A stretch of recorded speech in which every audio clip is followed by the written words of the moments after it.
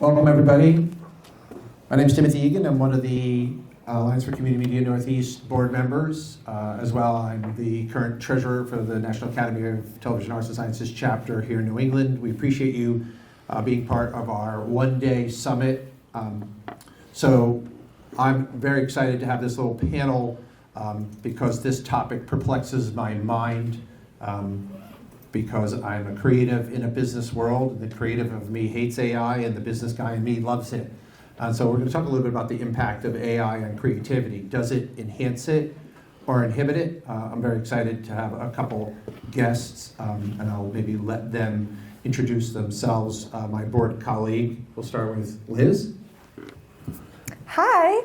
My name is Liz DiFiore, and normally you know me as the Community Engagement Manager at BevCam out of Beverly, Massachusetts. However, today, different hat, I am the past president of the Graphic Artists Guild, which is a national trade association of visual artists. And they, in addition to teaching artists the business side of being a creative, they are also a huge advocacy organization for copyrights and workers' rights. And so I've gotten the great pleasure to be on the front lines with them regarding a lot of AI legislation. Wow, this is impressive already, right? It is. My name is Beth. I worked in broadcast media for a number of years. I worked for a number of productions as on-air talent, as a producer. I know Tim from our work together at NATAS on the board there. Met Liz just a week or so ago, and I'm so excited for this conversation.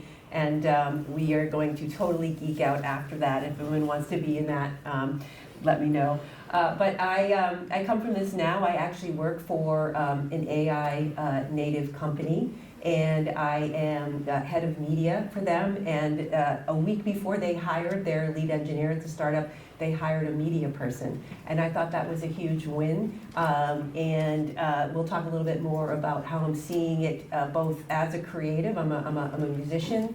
I am a songwriter. And I tell stories through AI, so I'm coming on both sides of this as well, and it's thorny, and so I'm glad that we can be here to discuss some of these sides here.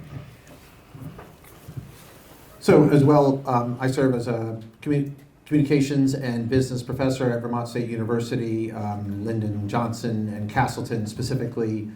So I also come at this not just from a business and a creative, but then as a faculty member who has to grade papers and assignments from students who are now relying on AI more than ever, and as well, they are requiring the school, almost forcing the school now to make policies around how you use AI in education. So we'll touch a little bit on that.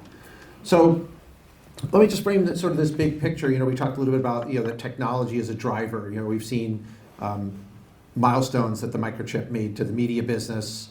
Digital cameras, remote controls, better video storage. It gave us good things like Avid and iMovie and Premiere and compression and streaming, expanded pipe, but it's also done some things to homogenize skill sets, maybe limit creativity. Does it make it easier for, like I said, college students, high school students to not rely on doing research and just take all the information that comes from the top? And maybe Beth's going to talk a little bit about sort of how some of these algorithms give you information that AI suggests and who's behind that decision making.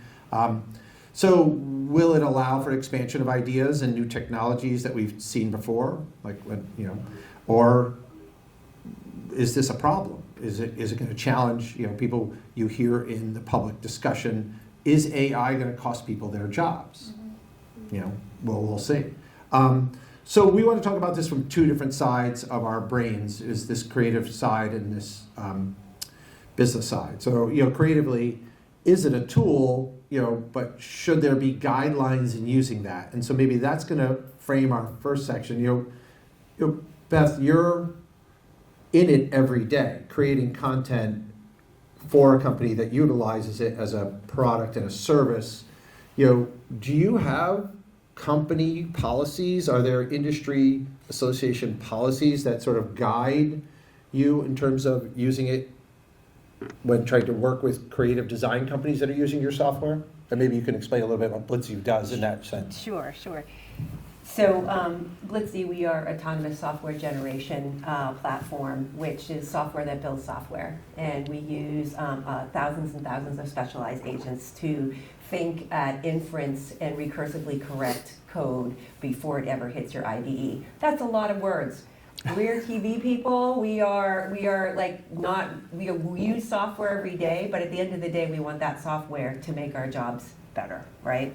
So from using it every day in the office, I don't have a particular policy because we're not in a regulated industry, but our clients are, right? Our clients are a heavily regulated industry.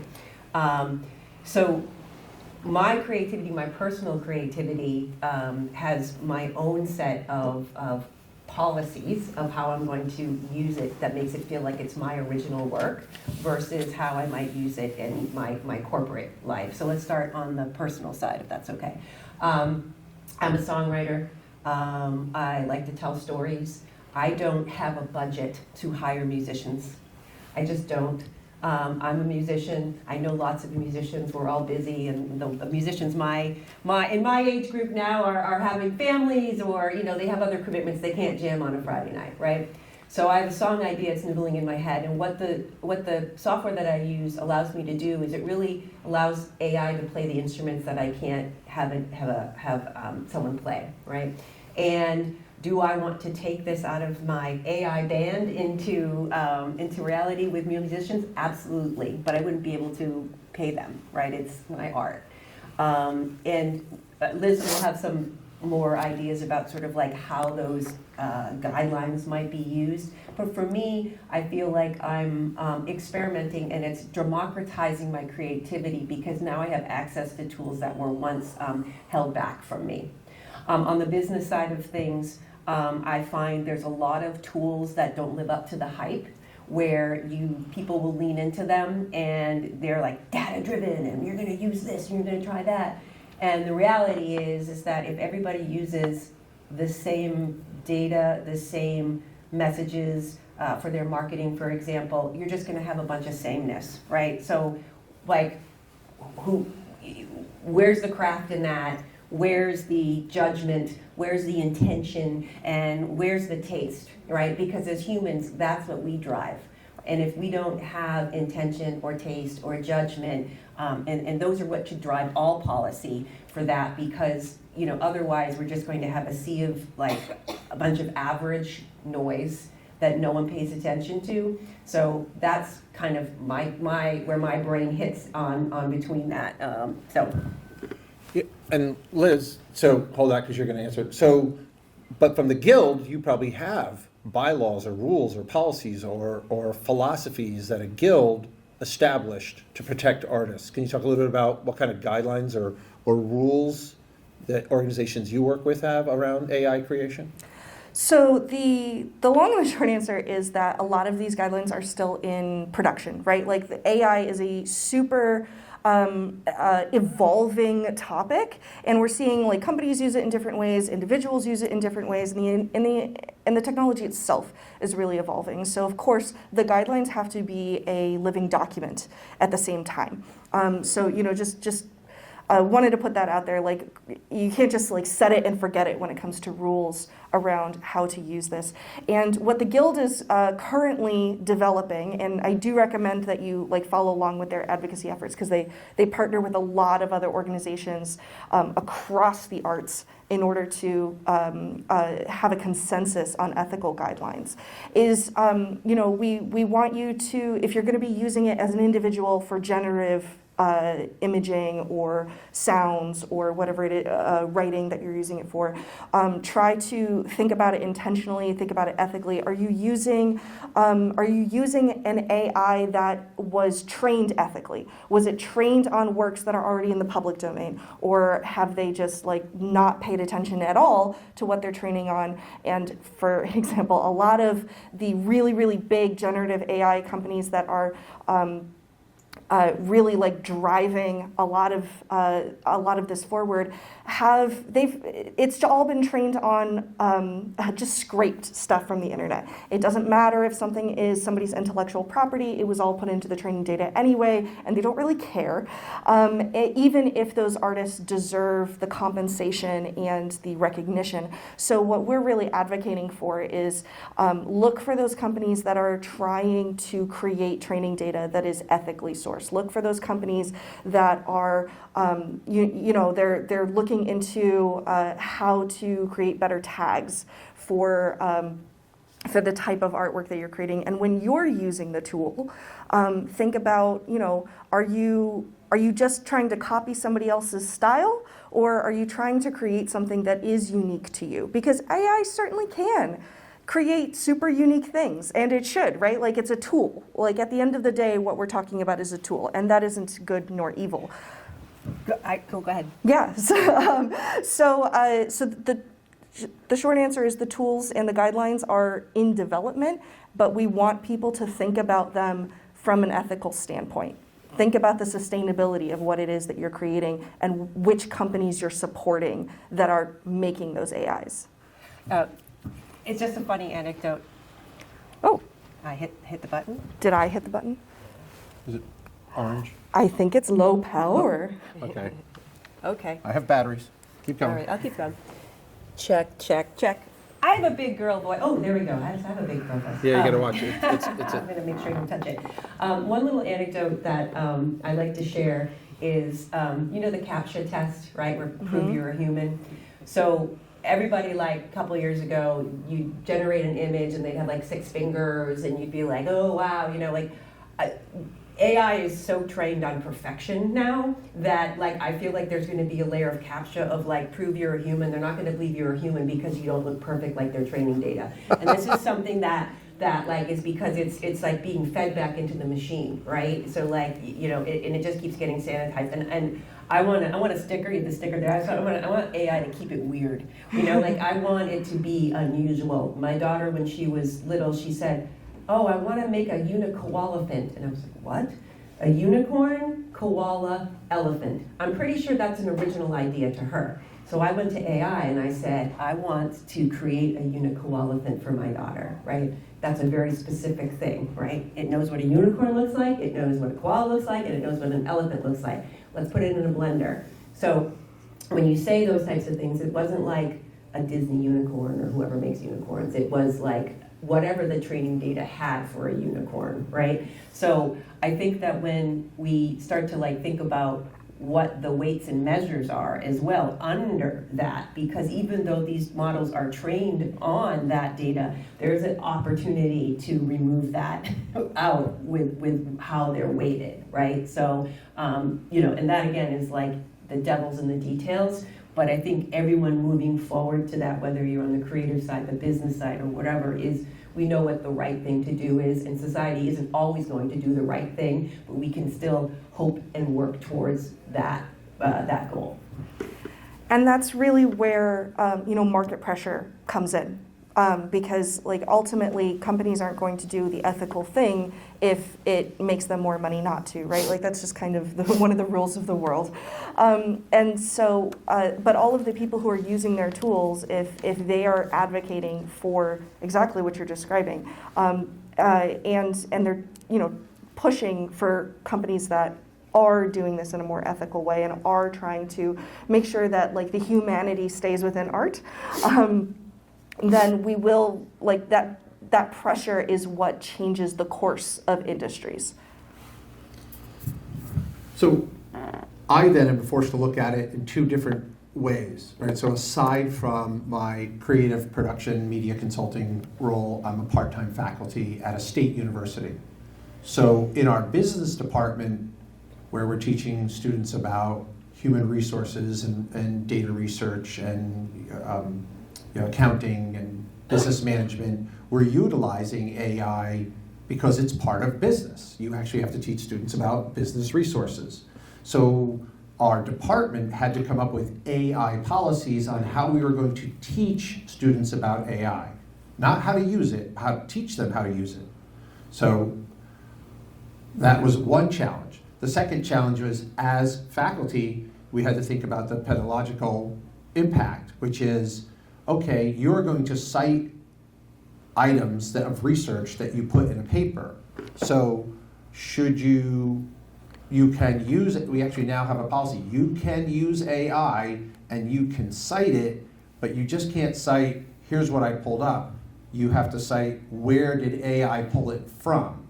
So a traditional, Purdue or OWL citation. So that's on the business side. We actually had to legitimize it and utilize it, and it was actually a conversation of the faculty federation, to the point where the university said, in the business school, this is something that businesses use, and if we're going to stick our head in the sand, we're not doing right by our students. So then you flip over that I said I'm business and comm, so put me over in my visual arts school, where we have filmmakers and video producers and journalists and creative writers.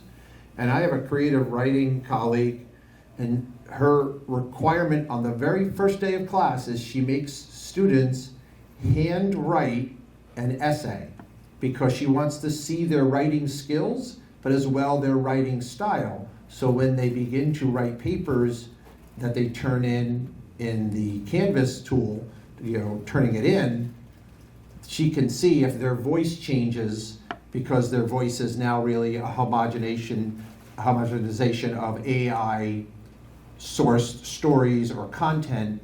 And she said to me, I can tell when students have used it, and I've had to come up to them and say, you didn't write this, because it's not your voice.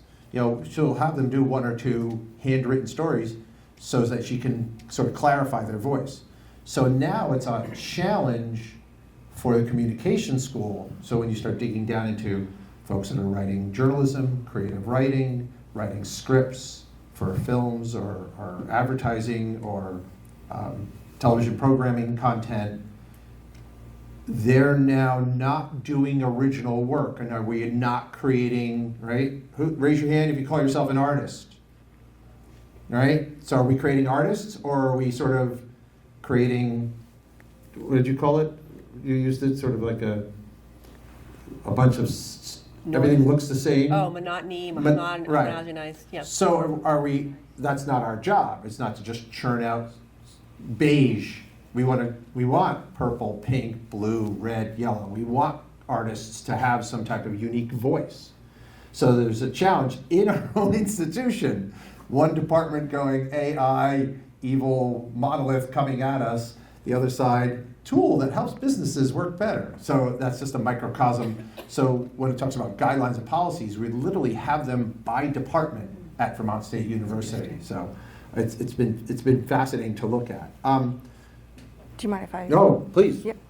I was going to segue, but go. Oh yeah. So one of the other things that we're seeing, like speaking of guidelines, right? Like the U.S. Copyright Office has really been struggling to create guidelines on specifically how much AI used in a project constitutes it as not human-made, because it is the law that a non-human-made piece of work cannot be copyrighted, right? If an elephant does a painting, that was actually the case law that created that determination, then that piece cannot be copyrighted. Copyright only belongs to human-made works. But then the question becomes, how much of it has to be human-made? We can look at EDM music, electronica, like house music. Big fan. Before generative AI really became super hot, people were still like sampling a lot of things, and you can kind of see that like the basis of that, and even like some early AI has already been used in electronic music, and of course it's only increasing, right? Spotify just this year had to delete almost half of its library because its library doubled in size due to quote AI slop submissions, and we're talking on the millions of 75 million new songs or something like that. But not every piece of music is 100% AI generated. If you need a bass line and you're not a drummer, then having AI create a bass line for you. I'm sorry, drummer, bass line. Listen to me, I'm not a musician. Just go. Yeah, so the question hasn't been determined because nothing's been brought to full court yet. Everything keeps going into settlements because once you have a court decision, that's precedent, right? That's case law. We see that in community media as well. So just to reiterate how the guidelines are changing and how nobody really knows what the rules are, but we ourselves can define those rules. We can force those companies to determine how much of AI creates a human-made work. I'm going to pick up on something Tim said and then pick up something you said because the music part is pulling on my threads. Mm-hmm. But Tim, you had talked about sort of the guidelines at the school. And I just wanted to give you a very concrete, specific example of how I use AI in my marketing efforts at my current job. I have a CEO and a CTO. We were, party of 4, now we're party of 60 in a year. I am still head of media, which means I had marketing, media, social media. I have about 7 jobs. And how do I do those 7 jobs? And now this is a new company, so I didn't take anybody's job, but I'm just required to be very, we've seen it in downsizing in corporate America, right? Where you're just required to do more with less, right? So every single day I'm looking at how am I going to leverage the AI to be able to be effective, but to be able to be authentic. So when we started, we did a lot of thought leadership articles that my founders wrote.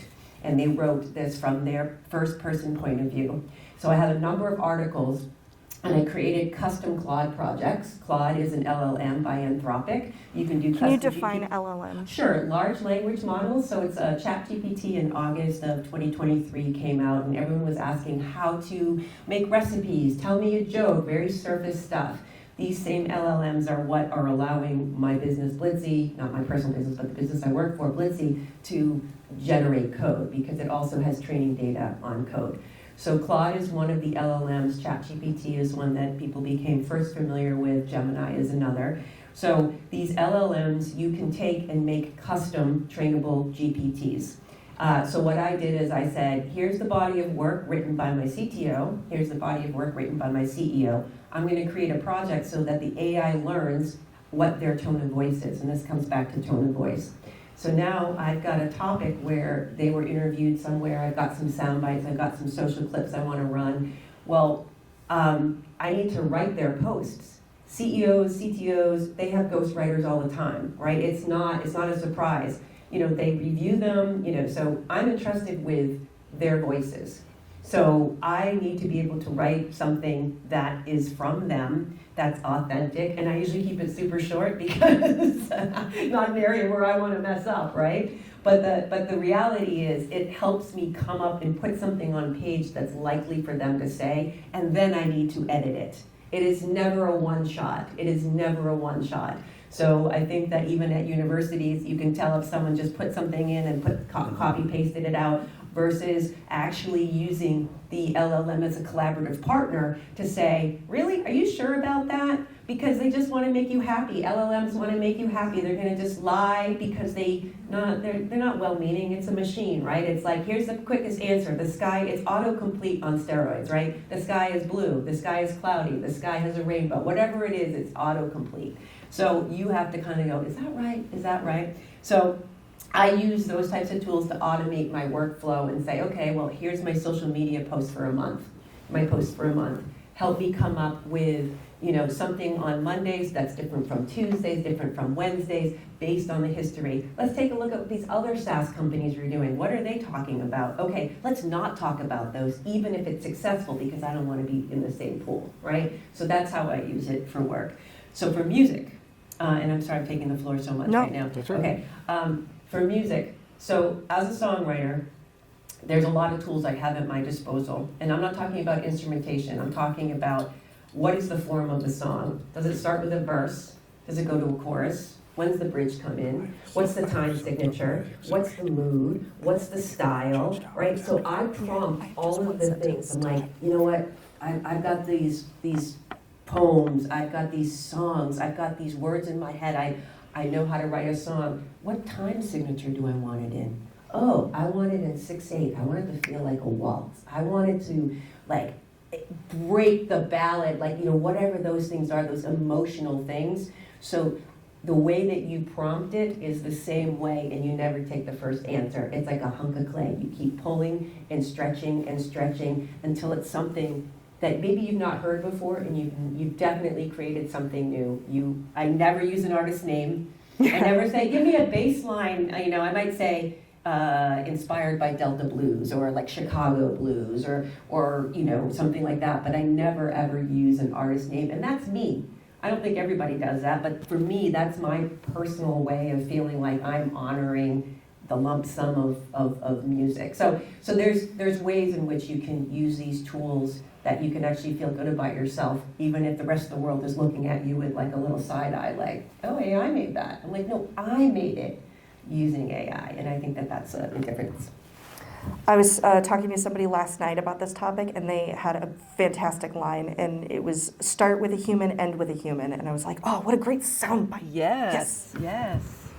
So just to sort of wrap up a little bit on the music side of this, I was a DJ for 15 years at night while working trying to get into the TV and film business, and I saw the coming of artists beginning to sample, because DJs were doing that. DJs were playing house music, a mix, on a big vinyl record, and then scratching, dipping in, and then the rap industry created this. So in terms of guidelines, the music industry has actually paved the way by establishing what can be repurposed.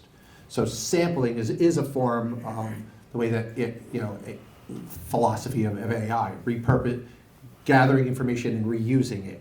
So that's been established and has been legally established, right? There's been lots of legal cases that have sort of founded the idea that the sampling artist has a right for his content or her content to be repurposed.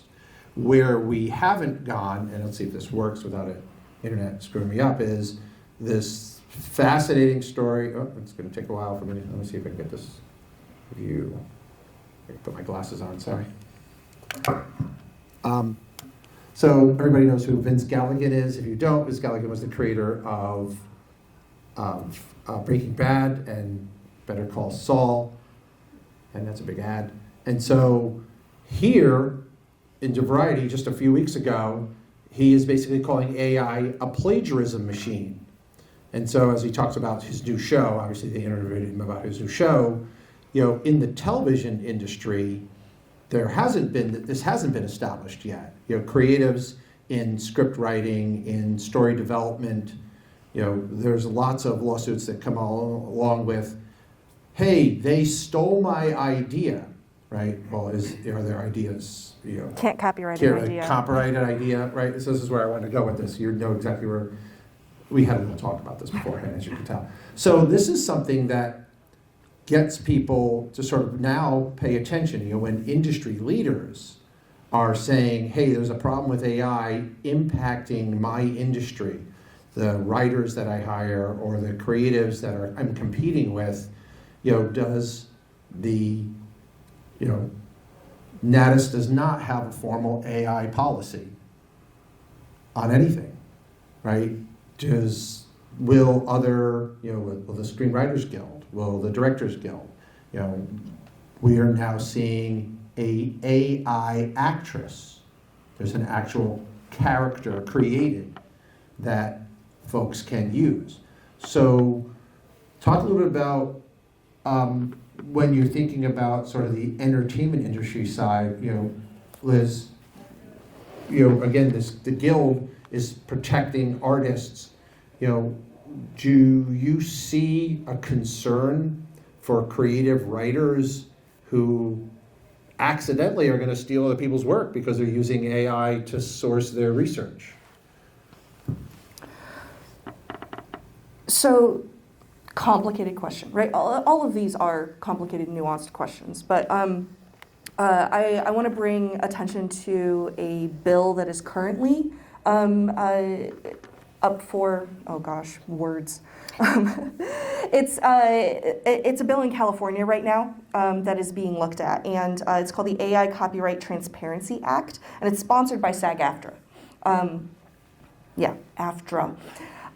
So what this bill, and the Guild also supports this bill. There are quite a few organizations across the industries who are looking at bills like this one and others like it to sort of help start to address that issue. And one of the ways that is being proposed to handle that is having the companies that are creating these AIs have to report on like which works were used within the training. So if somebody wants to know whether or not their work was used, or rather that they have to declare exactly whose works were used within the training, or whether or not it was public domain, or various different things. So being able to hold those companies accountable for representation within the data sets is one way to know whether or not like certain writers are being impacted or certain artists are being overly impacted. I don't think there's like a silver bullet idea on how to address this, right? Like some people are saying like, oh, make it an opt-in situation, but that severely limits the ability to create data sets, in which case, which severely limits your ability to improve on the technology, right? Which then makes you not competitive at all.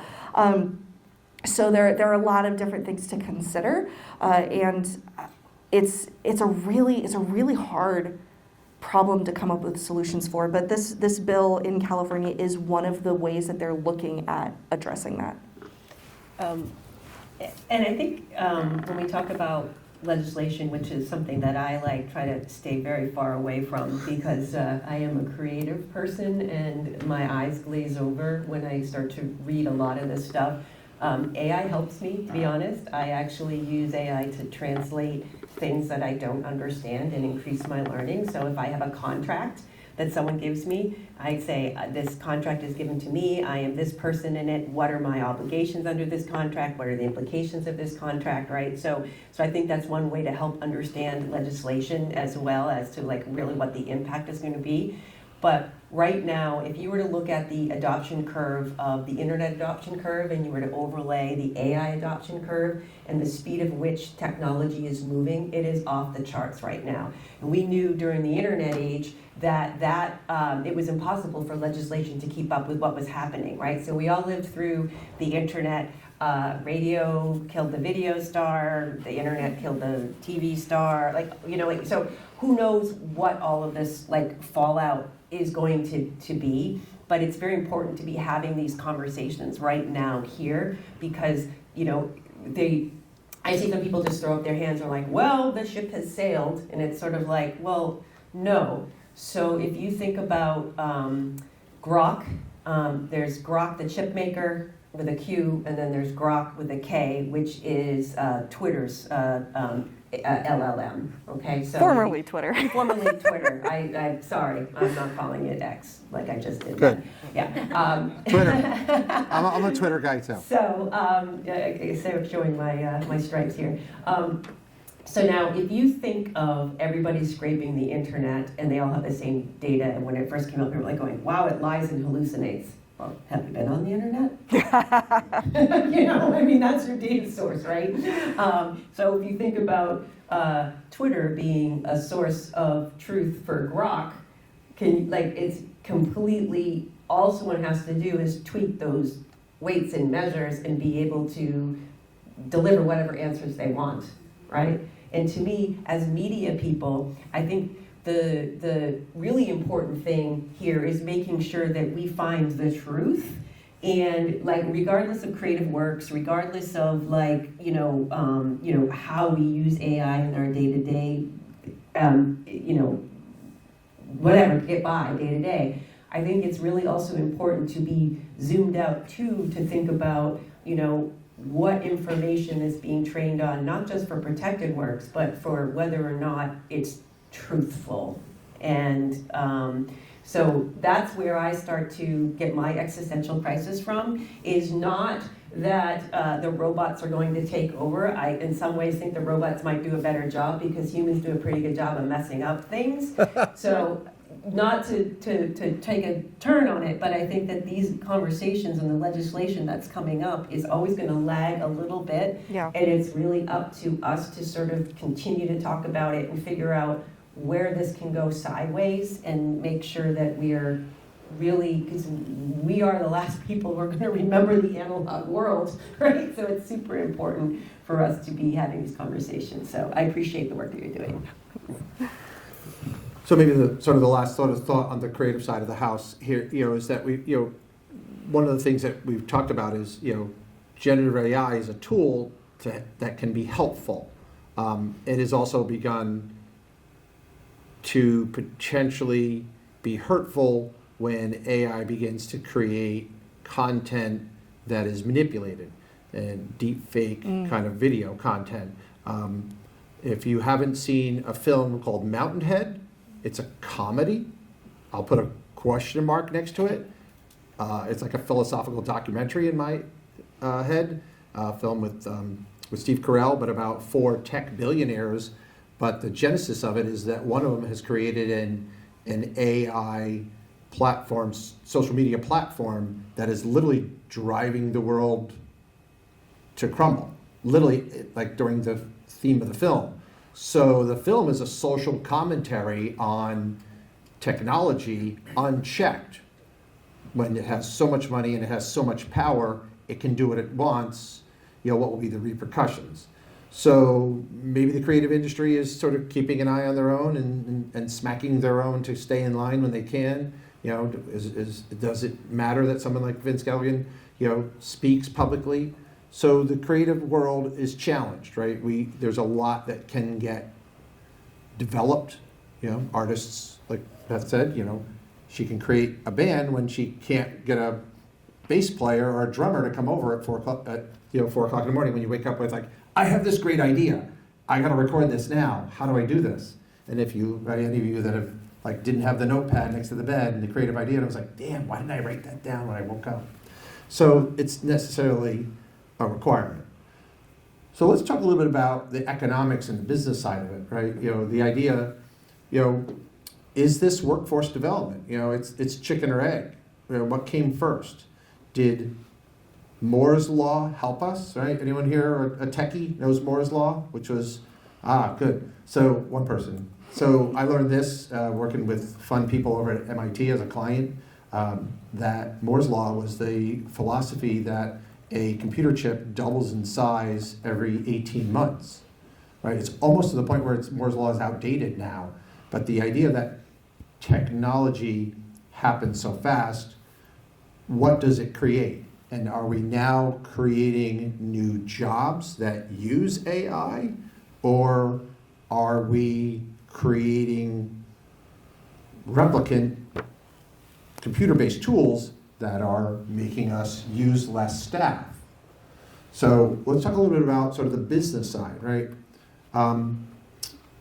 Beth, you're running a 60, you said, you're running creative and marketing now for a 60-person firm. How does this help you meet your bottom line, your productivity deadlines? Are you, fair question, are you a public company, private company?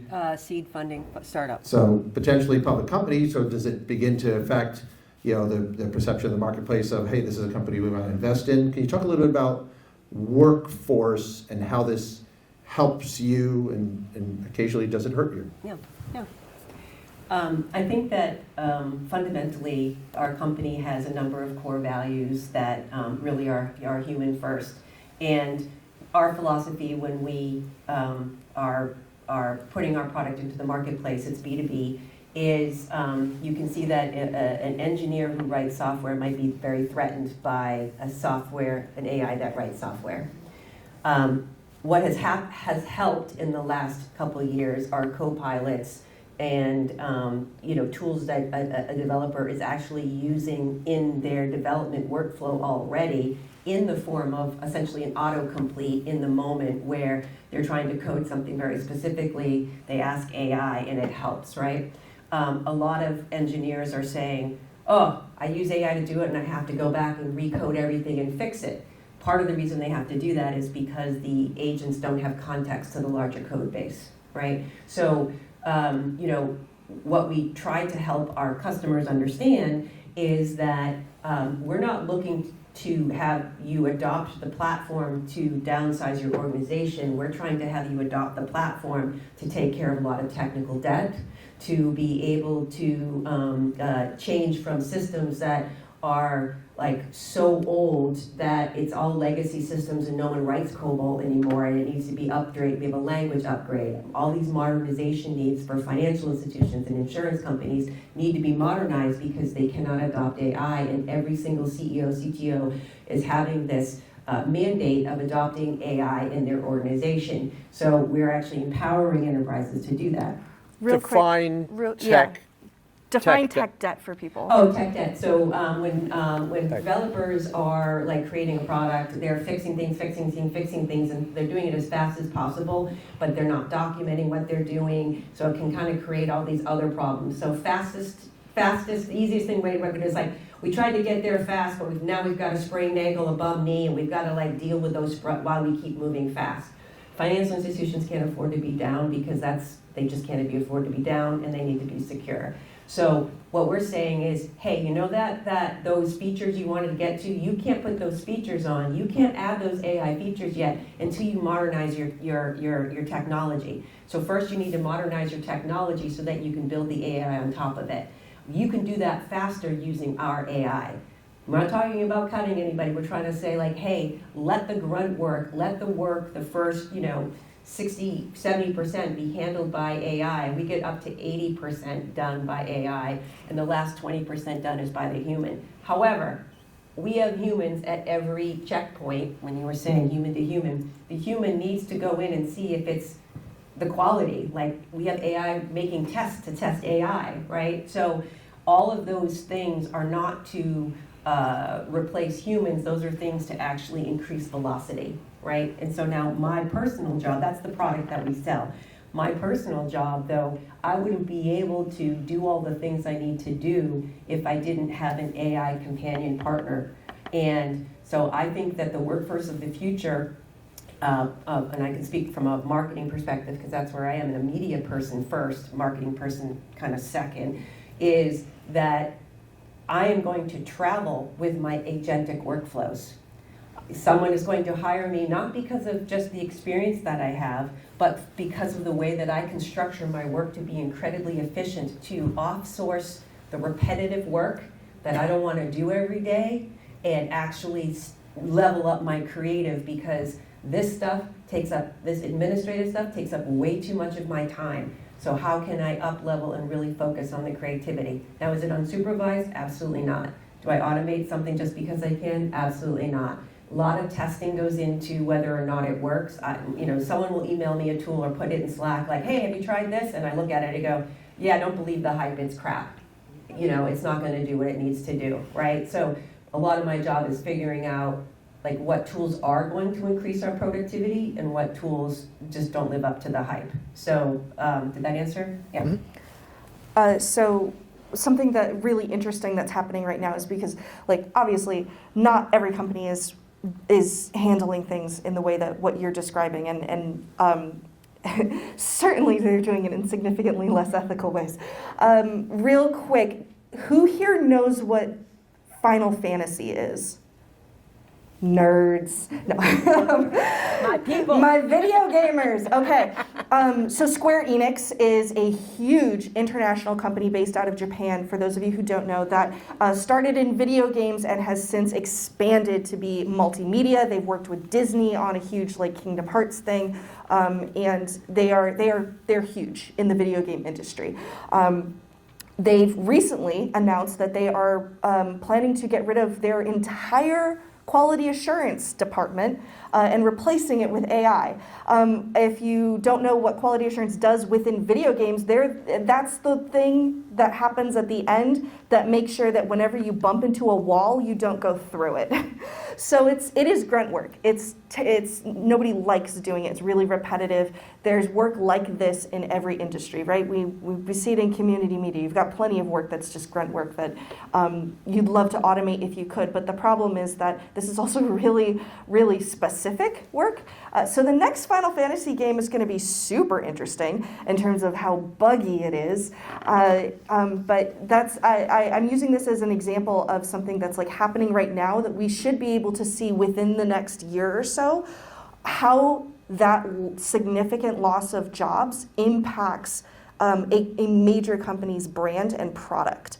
We see Coca-Cola had put out that, in my opinion, quite terrible holiday ad that was very, very obviously using generative AI for its animation and all of the holiday vibes. That's probably the prompt they put in. It was just holiday vibes, and it's not that it looks bad. It does at points, but it doesn't do anything for you. It doesn't mean anything. Nobody has reacted to it in any way, anywhere close to the way that they've reacted to Coca-Cola holiday ads in the past, which have always been a huge point of pride for the company. And Coca-Cola is one of the biggest companies in the world. It's actually, design fact, is one of the most recognizable brands in the world. And how is we get to find out now, how is its brand being impacted by their decision to not have nearly as many humans creating a piece of artwork like that? So where I have seen the workforce aspect come into play, so my wife is an associate creative director for a bank marketing firm. And banks, as you talked about, financial institutions are very compliance oriented. Yep. So going through reams of federal rules, state banking laws, charters, all this information to make sure that she is using the correct copy and SEO related words tied to the information. So when you go to your bank website and you say, hey, I want to buy a certificate of deposit, what do I need to do? And then there's certain rules that come along with that, and how your interest is APR'd and all that kind of stuff. So hours and hours of research work is made easier for her with AI. Are they losing staff? No, she's the writer doing that research. What they're doing is, as she said, we're happily, the head of the agency said, we'll happily bill our clients less because we'll make ourselves more cost effective to our clients. They'll want to stay with us longer because we're helping them save money. So she's putting in less hours doing the research because she's using AI to do that, to generate the specific key aspects of copy. In the ad business, they call it mouse type. It's all the legal jargon that's got to be at the bottom. But all that content that has to go into it, when you open an account, when you take out a mortgage, all the different things. So that's sort of that grunt work that you talked about that people aren't losing work on, but agencies are billing less, but they spin it as, hey, look, Mr. Mrs. Client, we're being more cost effective for you. And now, in this last 2-3 years of business economy, businesses are watching every penny. So the vendor who's more fiscally responsible for them is equally as important as being creatively responsible for them. The other place... Who's on the hook if AI misses the policy? The company. It's still on the bank client to approve the copy, and it goes through their compliance office. So then lawyers, as she said, she goes, I love being a copywriter for bank content. I can be as creative as I want, but I have to remember there's going to be a lawyer in compliance on the other end, So she's making my... She's not the last stop. No, she's not. So the other place where the bad part has happened in businesses, as part of this topic that I talked about earlier for our university, those conversations happened last year. This year we actually had a summit on AI at the university. And I heard a horror story of an author, a professor who wrote a book accounting practices. She would usually sell about 1,000 copies a year, a variety of schools that would use her book as a textbook. The online school asked her to teach an online class. They published her book online to help her to be able to make her book be available. It's now out into the internet. It's been repurposed through AI, and her sales have plummeted. And so now authors, professors who are publish or perish, right? To get tenure, they still have to do that. They can publish, but what's the result? They're publishing a book, but nobody's buying it, nobody's using it, because they're using it in siphoned parts online. So that's the good and bad business world. Maybe let's talk a little bit about, we talked about some of these topics about, the good and bad of business. Real Please. quick. I want to fact check myself super quick. Square Enix announced that they wanted to replace 70% of their QA work before 2027. So not the entire thing, just most of it. Go ahead. So in the good world, right? So when you think about from the business point of view, right? Nonlinear editing is computer based, right? It helps make us maximize time and budget. We talked a little bit about in the music world, MIDI. So there's good resources for businesses because it helps you do a couple things. It helps you figure out how much time and money, personnel-wise, you need to put into a project, how you can bid a project better because you can be more cost-effective in bidding against competition. And then, especially if you're working with tech nerds, there's going to be folks who want creatives who are using technology. Point at me and not you. I think he pointed Both of you. Okay. I'm like the least. No, I'm a tech nerd, but on the scale of there's the queen and the princess, and I'm like the handmaiden over here in tech nerd. But let's talk a little bit on the business side. Are there rules for the tools? Let's talk about video game entry level workers. I know that was part of a conversation in prepping for this. Liz, do you want to talk a little bit about that world? Right, so not video games specifically, because I think if we look at creative businesses in general, right, it's video games are a great example because they use so many different parts of creative workers, right? There's animators, musicians, writers, illustrators.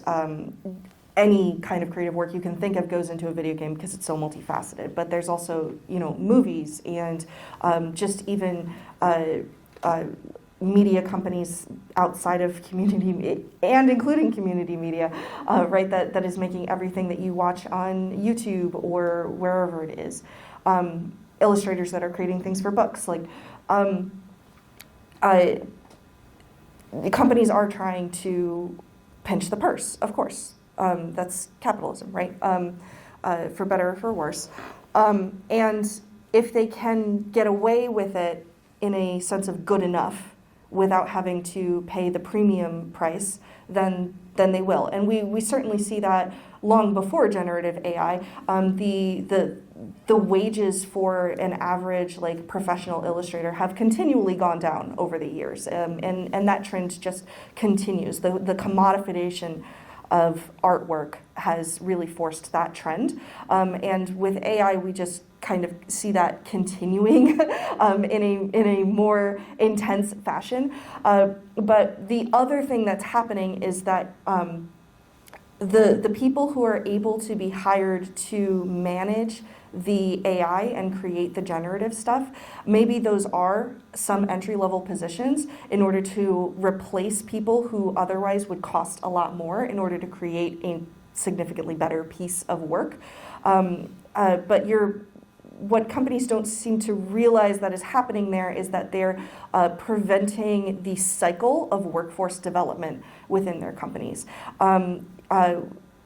Take a regular community media station. If you're nearly everyone here, I think can agree that a lot of people within this industry started as interns or started as high schoolers or coming into the industry at a really early stage and being trained up into the executive director that you are today or the production manager that you are today.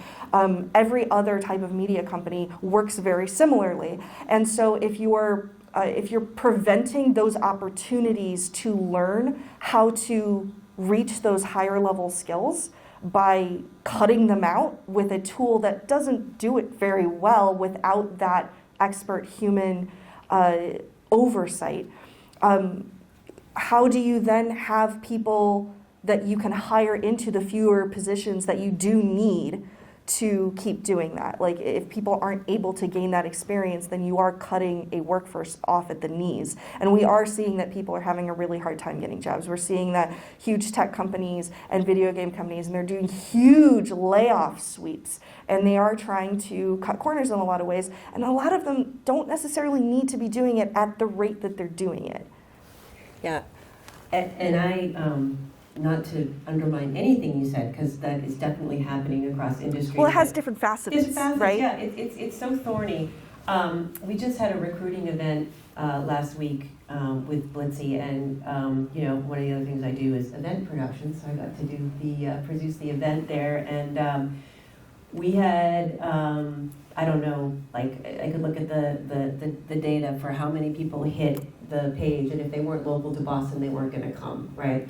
But we had 100 people in the room, and plus like 30 of our employees, and we're scaling really, really fast. We can't grow fast enough, and there is a workforce mismatch right now where the very experienced people are incredibly valuable because they do exactly that. They set the roadmap for how you are going to onboard and train this new generation of talent, right? And it's not even generational. I just say this like, everybody is in this like retraining mode, right? And that's how I got into AI too, is because I was afraid it was going to take my job. And I was like, let me see for real. I went in like, I'm trying Runway and Pika Labs and all the different things, and I'm just saying like, this is okay. And then I'm seeing people put media out there just like 5-second clip, 5-second clip, 5 seconds clip with no story whatsoever. I mean, it looks cool, it's awesome, but there's no story. They're not telling a story. There's no point of view, right? So I say, that's what I bring. As a human, I bring a point of view. I bring some taste. I bring some experience. I bring some heart. I bring some soul to it, right? So there's going to be a mismatch for a while of people who don't have the current skill sets to adopt these workflows. But if someone says, hey, I want to do a motion caption film, I don't need to use mocap equipment anymore.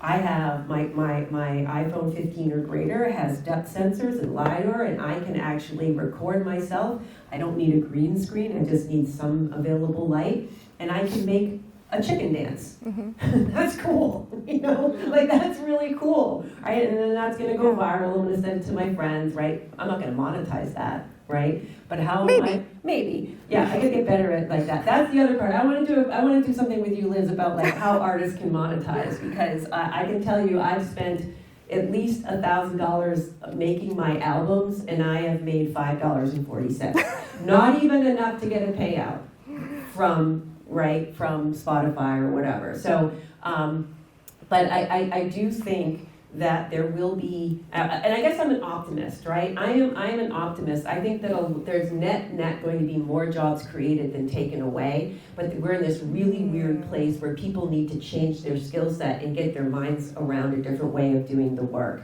And, so like I had a note here that data tells us what worked yesterday, creativity decides what's worth doing tomorrow. Right, so this is the thing that like all of us have to do is how are we going to bring and cultivate new talent? How are we going to create those jobs for people for the value that we bring? And I see it. I'm having a hard time hiring people because of that gap, right? And so we need to have some senior people, and we need to have some people who are not afraid to try different things and fail, right? One of our things, we'd rather move fast and make a mistake than wait and see what happens, right? So I want to be hopeful about it, and it's really hard to be hopeful when we see our friends lose their jobs and creative people who are incredibly talented But I think that they're going to find a place. I sort of agree with you. That's great. Because with each jump in technology, we've seen this, right? Where when Adobe was introduced, a lot of graphic designers who only knew how to do things with rulers and pencils were not able to adapt to the technology. And now Adobe InDesign and all of that is the industry standard. And if you can't use those tools, then it's really hard to get a job within the industry. It's not impossible, but A skill mismatch. That's a skill mismatch. it's a skill mismatch. And we absolutely are seeing that and will continue seeing that with the AI tools and the types of jobs that it's creating. I agree with you, AI will and is currently creating new types of jobs, but we are inevitably going to feel the hurt of basically an entire generation of workforce who are caught in the in-between. Yeah. And that is where I think a lot of the tragedy of the situation lives. And I think there's a lot that there's a lot more that legislators can be doing to help preserve people's ability to make a living. I think there's a lot even beyond the regulation of copyright and workers' rights and whether or not a specific person's skills are protected. But that's a completely different soapbox for another time. No, I agree with you. I think when it comes down to, for me, I think we actually agree in a lot of areas. I think humanity, what crafts do we keep, right? This is the part that makes me sad. Not sad, what's the right word? I don't know what the right word. It makes me reflect on a philosophical level, which is I love maps, the Rand McNally's and the paging through and looking at maps and plotting out my chart. And then when everyone had GPS, no one looks at maps anymore, right? We just pop it in and we're like, oh my God, my cell phone's gonna die. How am I gonna get there? And it's maps, right? So we start to lose our functioning of how to navigate the world with are we headed north, south, east, or west? We don't know anymore, right? So in terms of finding that compass, I think as a society we have to find the compass of what is the right direction to move so we don't lose the crafts, so we don't lose the humanity, so we don't lose we don't have as many mismatches, and we're able to hang on to crafts that are important, right? We don't need to make blacksmith shoes for horses anymore, but there are things that we need to do. Yeah. I want to make sure we leave time for questions. Okay. Real quick, I just want to say some of the action items that I think that people within this room can take from, especially the discussion about workforce development and where that gap is and what those new jobs could even look like. Because you guys, right, BevCam, we're the ones who are training that brand new workforce. We're the ones who are bringing those people into the media industry, wherever it is that they end up going, be it they become YouTube influencers, they work for YouTube influencers, they have their own community media stations, mainstream news outlets, whatever it is, Hollywood, whatever it is. And a lot of it starts with us, right? I think not being afraid of the technology is a really good start. Talking about those guidelines, making sure that you want to teach people how to use AI as generative AI, the LLMs as tools. You can absolutely learn how to use those within animation, within video editing, and teach your interns and your high schoolers how to use those tools to be able to qualify for those jobs that are being created, but to look at it and make sure that you're doing it in an ethical way. Big companies, whatever they're going to do, whatever they're going to do. But there's a lot of advocacy that we could say that I would love for you all to participate in, but boots on the ground, what can you do in your station to make an individual difference? And a lot of it just comes down to being an active mentor and trying to understand the technology enough yourself that you're able to explain to the new people how they can learn to use these tools in an ethical manner. So we wanted to leave time for questions. We're only going upstairs for 4:45, so we go over a little bit. Every panel's gone over. Is there folks with questions? Yes? I actually have a comment, Tim. I'm an HR consultant with many, many years, and yes, your wife's example of... Could we actually pass her the Oh, mic? Sure. Otherwise, it might not get picked up. Oh, yeah, that's right. If it was a question, we could just repeat it, but if it's a comment... Go ahead. Sorry about that. So your wife's example of billing less hours because they were able to do it faster, that's great. I do HR consulting contract work, perfect. If that were inside the company, people would lose their jobs. Because those people that were doing all that arduous work, you don't need them. I mean, that's reality. Yeah, that's- So Yeah. That's it depends where the service provider's coming from. Mm-hmm. Yeah, You're exactly I'm right. very worried about it. Yeah, Yeah, as yeah. so articulate. Yeah, professors are incredibly worried about intellectual property, and that they publish books, they publish journals. That's material is then not their own anymore. Other questions? I was just curious if you could share some examples of more ethical AI tools or LLMs. So I don't know if you have any specific companies to name.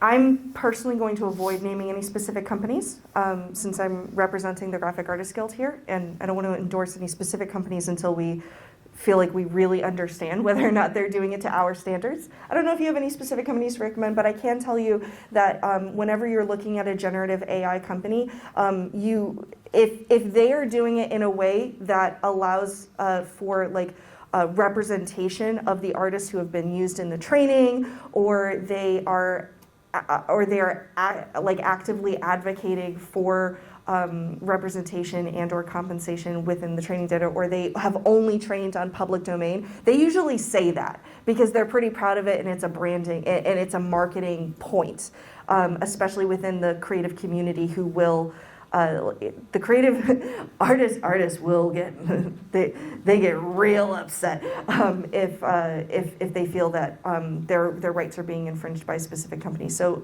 oftentimes it'll be in their marketing that they're doing it this way. Yeah, I don't have any specific names to add either, but I think that that's a great starting point to do a little bit of research and do what feels well. Right. And I recommend that you follow the Graphic Artists Guild because they also have links to a whole bunch of the other types of organizations that are helping to develop these recommendations. This is our last question back here. So I have a question, but just a couple comments. One former employee of mine made a pretty good comment that AI generates stuff based off of stuff that already exists. So you're always going to need people to create new stuff. I've used AI image generators for a few things, and I have to be honest, I was very unimpressed when I go on the Adobe stock, they list whether something's AI, and I find the AI generated images, you can tell a difference, and they're not very impressive. Do you think this may, I know AI is here to stay, and there's definitely benefits to it, but do you think some of this, like creating stuff and doing some of the tasks that you were describing, some of it may just be a phase, like it's here, then people will find that it's not working and will kind of go back I think for a we period could of time? both answer this. Do you want to take I'll lead? answer my part as I bring it. All technology is a phase. Technology improves itself over and over and over, right? Who here knows what a payphone is? Then you There's had a one flip upstairs. Phone. Then you had a flip phone, right? Then you had a smartphone. So my point is that it will happen in phases. We'll see waves of technology changing industry and society, right? Back to, I remember coming into the room and looking at the first Avid that the production shop I worked for had. Everybody was like, it was like we were praising it, we were around it. Now Avid Symphony is multiple seats, and you don't even need to be in the same room with the machine to use it anymore. So that's sort of my comment on phases of technology. And I'll speak directly to the image creator, where when I was first using some tools, I said, create a robot dog, right? And so basically was it Midjourney or whatever it was like, okay, here's everything I know about robots and here's everything I know about dogs, right? But it wasn't anything that I had imagined, right? Like I was like, oh, it's like, that's what you think a robot dog would look like. But if I was to say, low angle, robot dog, metallic, low light, drop focus, blue tint, and gave it lens information like a director. So like that is going to give you a very different output. So that's where my craft comes in, is because as a director, I would be calling a camera lens. I would be cueing some lights. I would be talking about a time of day. I would be describing what point POV is, right? So I think that like that comes more into prompting and having a sphere of understanding and intention. But I think that if you can have stock photography, which is a lot of what Adobe's initial training data is a lot of stock that they had, right?